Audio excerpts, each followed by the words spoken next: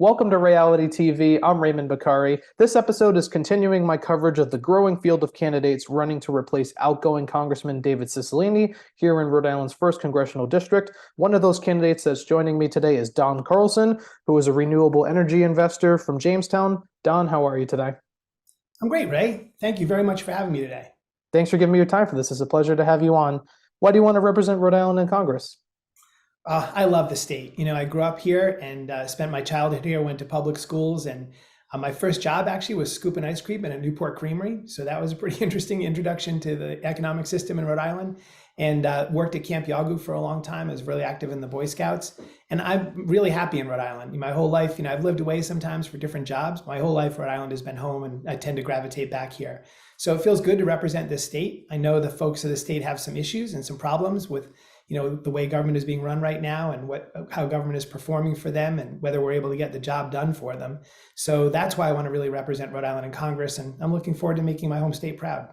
And there are over 16 candidates at this point seeking the seat in the Democratic primary. What differentiates you from your opponents?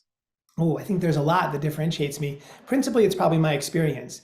So, I've had a lot of different jobs over the years. I've been a businessman and a lawyer and a professor, and so a lot of different jobs. And so a lot of my work has been in climate change. I've been building companies that are fighting climate change and coming up with innovative and creative solutions to improving the grid or mining lithium in a more benign way or developing electrostatic motors and all kinds of things. So I feel like that experience, as well as my experience in the private sector, doing a lot of negotiation and looking for common interests to bring people together around common projects, that experience is really helpful here. I've also been in the government. So I've spent 5 years in the House of Representatives, all told, working for 2 different congressmen. My best pal, Jim Himes, who came up to introduce me at my kickoff event, quit all my other jobs in 2008 to help him get elected and then set up his team in Washington. And, a generation before that, I went to Washington with Joseph Kennedy II when he got elected from Massachusetts, and I was his chief policy person. So I understand the House of Representatives really well. I understand how it works. And, from a staffer point of view, which is usually the most informed point of view, and I think I could hit the ground running and do a good job there. There are likely going to be similarities amongst all the candidates regarding the issues that they're going to focus on, like addressing gun violence, protecting the environment, the whole 9 yards. But there's definitely going to be differences in how they lean politically. Some will be more moderate, some will be more progressive. Which way do you lean politically? Progressive, moderate? I love the term progressive because it's got the word progress right in it. And I love that about it because that suggests that we're moving forward to a better place.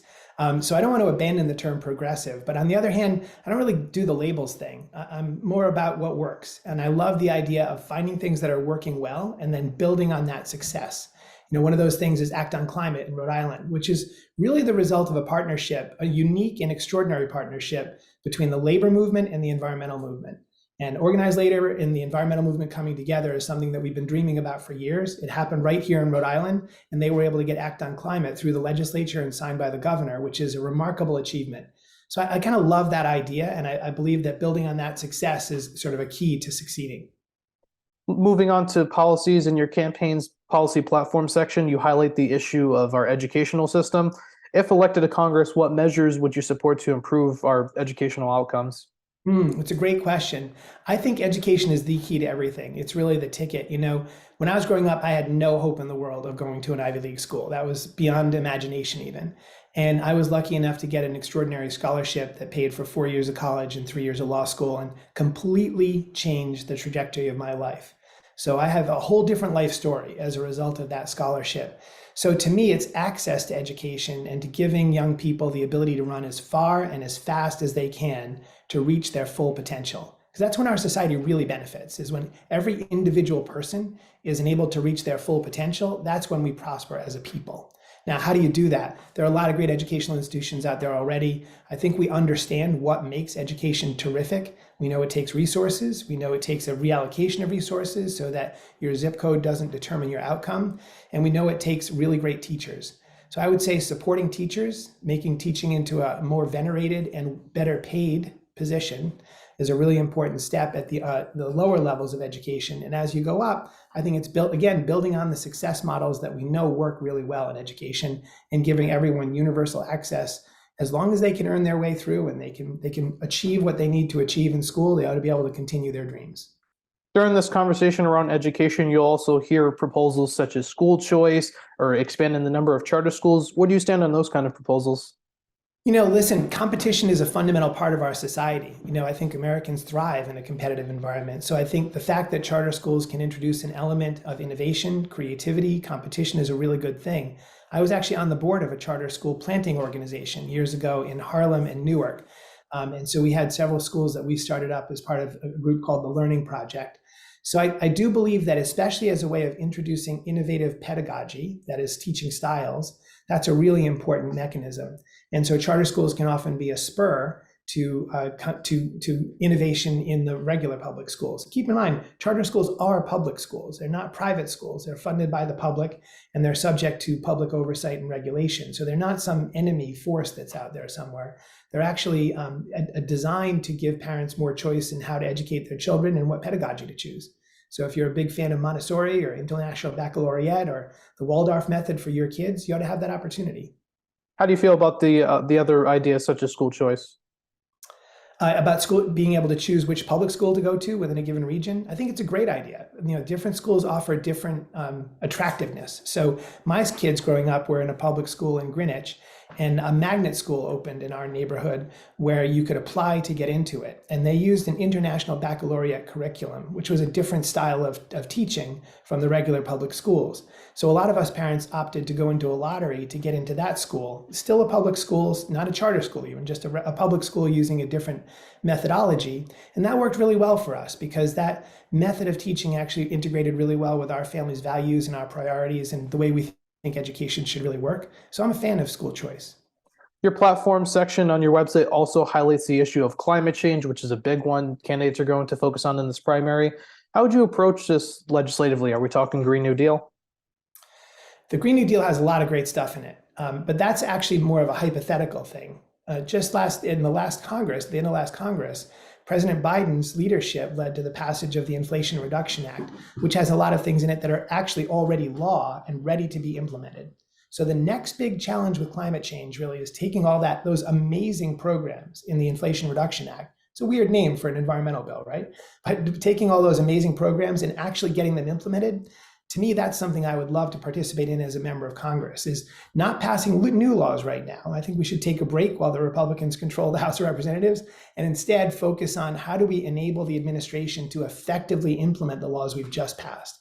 When laws are new, there's always a lot of obstacles and hurdles and interpretations and rules that have to be set up. So helping to smooth that path towards rapid implementation so that by 2024, we're really up and running on the amazing programs like incentives for renewable energy investments and like incentives for consumers to upgrade their houses and make sure that they have solar or they have energy efficient houses, or if they want to switch over to a different form of energy. All of those things are baked into the Inflation Reduction Act in a very large scale. So I think the next big challenge really is implementation of those legislative initiatives. And that's where I would want to put my focus. Kind of focusing on one part where you mentioned it is currently a Republican-led House and it's a conservative-led Supreme Court. So you're likely going to get a lot of pushback if there's attempts to have more legislation focused on addressing climate change. They'll likely say, how are you going to pay for these things? What would your response be to those types of concerns? Well, again, these are things that are already enacted. And so in that sense, they're already paid for. Most of them are tax incentives, so they don't require a special appropriation of any kind. So we're able to actually roll these things out. Now, there will be challenges. I'm sure there'll be court challenges. I'm sure there'll be obstacles thrown up by the Republican House. Even in the debt ceiling negotiations, the crazy MAGA Republicans tried to undermine these extraordinarily powerful environmental provisions in the Inflation Reduction Act. So their first offer on the debt ceiling was to gut the extraordinary accomplishments of the last Congress. And that shows how they always want to push backwards, right? They're fighting backwards, fighting to go backwards. And that's something we really have to resist. And that requires a strong Democratic voice in the House of Representatives. And I'm proud to say a very united, maybe for the first time in my life, a very united Democratic Party. I think Hakeem Jeffries, our new majority leader of the Democrats in the House, is doing a great job of keeping the Democrats united, which is a rare circumstance. Will Rogers once said, "I'm not a member of any organized party. I'm a Democrat." And historically, Democrats like to let 10,000 flowers bloom. But right now, I think I'm really proud of our party for being laser focused and really unified around these things that we know our country needs to get done. I have this other question that I didn't initially have written down, but I want to ask you, especially since you're an expert within the renewable energy conversation. What do you stand on nuclear energy? Is there room for that in this conversation? That's a changing question. Nuclear has certainly developed a lot in recent years, and as long as it can be proven to be safe and effective, I'm a big fan. I think right now we do need all of the above in terms of our struggle to liberate ourselves from fossil fuels. Or as Bill McKibben likes to say, let's put an end to the era of lighting things on fire. It's time to get beyond that. And to the extent that nuclear can play a role in that and be safe and effective, usually at a smaller scale than the gigantic nuclear power plants of the 1970s. The new ones are much more modular, much more decentralized. Keep this in mind. We've had 75 nuclear powered ships in the Navy now for 75 years and no incidents at all. So small scale nuclear can be a really powerful way of thinking about decentralized power generation, which is a great way of supplementing the rest of the grid. So I think intelligent application of proven safe techniques in nuclear energy should be a part of the mix. Here in Rhode Island, a topic, while sticking with climate change for one last question, a topic that's caught a lot of folks' attention is the push by Governor McKee to phase out the sales of gas cars by 2035. Is that a policy you could see yourself supporting? That's a tricky one. And first of all, I'll stay with climate change the whole time if you want, Ray. I love talking about climate change because you're right, it is my area of expertise. So you can keep asking questions all day long.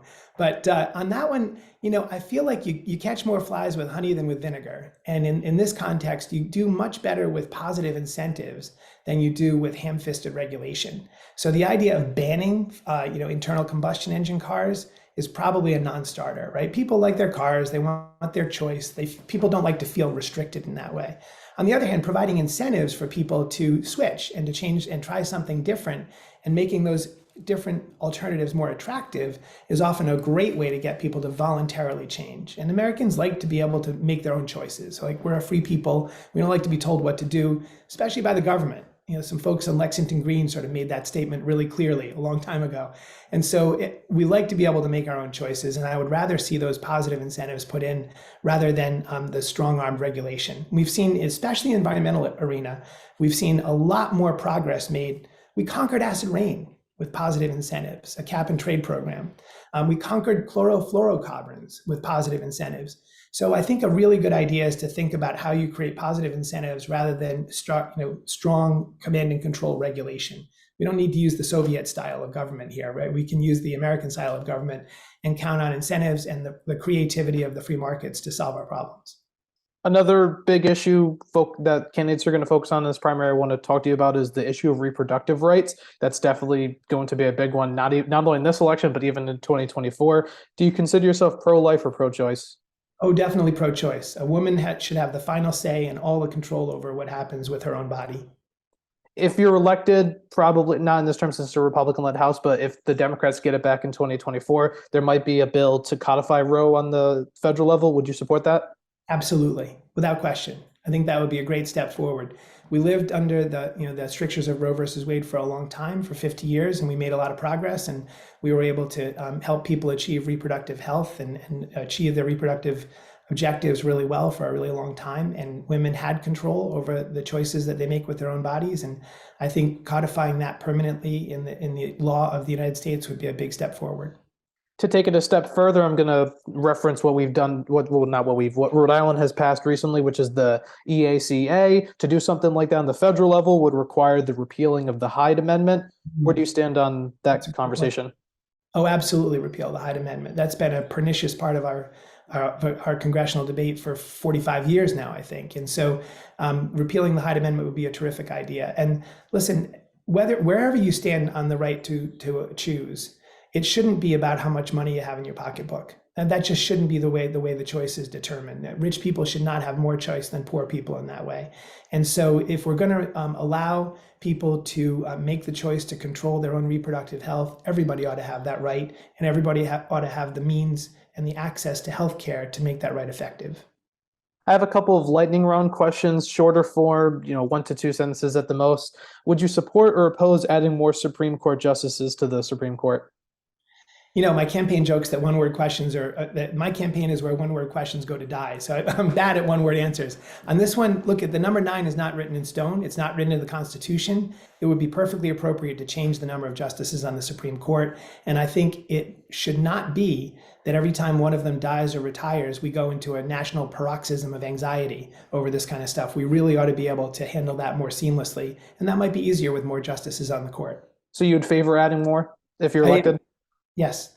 Got it. Are you in favor of or opposed to statehood for Washington, D.C. and Puerto Rico? In favor of statehood for both, provided the people of those jurisdictions choose that option. Banning members of Congress from trading stocks, do you support or oppose that idea? I oppose it. I think transparency and disclosure is the right answer there. The insider trading laws apply to member of Congress just like they apply to judges and business executives and bankers and everybody else who has access to material non-public information. And we ought to make sure that those laws are enforced. But those laws work well to prevent insider trading. Lastly, for the shorter form questions, do you support or oppose term limits for members of Congress? I like the idea of term limits. I think either 12 or 18 years to make it line up between the House and the Senate would be a good idea. So you'd have 9 terms in the House, 3 in the Senate, or correspondingly 6 terms in the House, 2 in the Senate. And that seems like the right amount of time for citizen legislators to get in and make a difference and then go back to their regular lives. My final question, this isn't lightning round, so you can elaborate on it. It's also my favorite one to ask because it's non-political. In your opinion, what do you think Rhode Island is best known for? You got to go with Dells on that one. It's not summer until you've had your first Dells. I had mine on Memorial Day weekend, and boy, I'll tell you, that just made me tingle. It made me realize that summer's back again, and here we go. Exactly. Couldn't have been said better. Now, the true Rhode Island litmus test, with or without a straw, did you have it? Never a straw. Are you kidding? You got to slurp the Dells as it melts. You got to fight the cup at the end, too. Just hit the bottom of the cup. You passed the test on that one. Well, Don, I want to thank you so much for coming on the show. It's been an absolute pleasure of mine to have you on. It's been totally my pleasure. I really enjoyed the conversation. Thank you. Absolutely, anytime. And thank you for watching this episode of Ray-ality TV. If you want to see future episodes as soon as they're posted on this channel, please click the subscribe button down below and the post notification bell icon to the right of it. I'm Raymond Bakari, and I'll see you next time.